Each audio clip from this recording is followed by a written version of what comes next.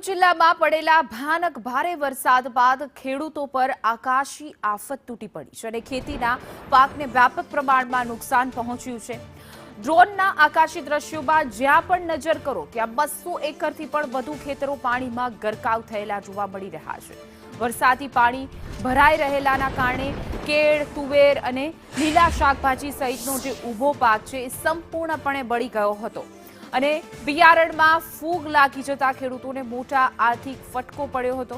તો મહામહેનતે વાવેલો આ જે પાક છે એ આંખો સામે જ નષ્ટ થઈ જતા જે કહેવાય ખેડૂતોમાં ચિંતા વ્યાપી ગઈ છે। ખેડૂતોએ હવે સરકાર પાસે તાત્કાલિક ધોરણે પાક નુકસાનીનો સર્વે કરાવી યોગ્ય વળતર અને પુનઃવાવણી માટે આર્થિક સહાય પૂરી પાડવાની ગુહાર લગાવી છે।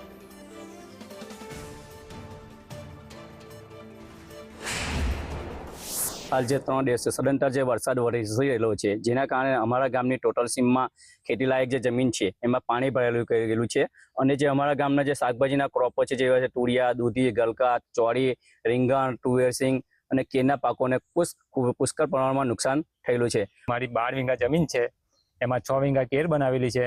6 વીઘામાં શાકભાજી છે, તુવેર છે, કારેલી છે, રીંગણ છે, એમાં સંપૂર્ણ પાણી ભરાઈ ગયેલું છે।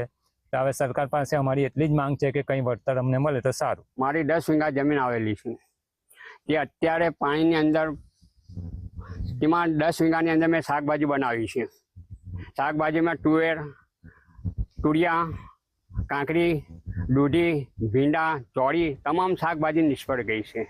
અત્યારે મોડે કળ આવેલો ચાલ્યો ગયો। અત્યારે મારે વાવેતર એટલું નુકસાનીમાં ગયું કે ના પૂછવા। અત્યારે અમારી પાસે ખેતી કરવાના પણ પૈસા નથી।